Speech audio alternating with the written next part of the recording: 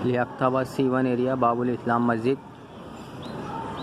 मोहम्मदी clinic वाली गली है ये दोनों साइड की गलियां बन गई हैं। ये देख सकते हैं आप, उस सामने वाली गली में भी पेवर ब्लॉक लग चुके हैं। ये गली तकरीबन 2 साल से सियासी नज़र हुई हुई है। यहाँ पे कोई काम नहीं हो रहा है इस गली में। पानी आप देख लें पूरी गली में भरा हुआ है। दोनों तीनों साइड की गलियां बनी हुई हैं, लेकिन इसी गली में पेवर ब्लॉक का काम अभी तक नहीं हुआ है। अरसा दराज से ये गली इसी तरीके से हो जाती है। जब बारिश होती है पानी यहाँ पे इस तरीके से जमा हो जाता है और फिर वो पड़े पानी इस तरीके से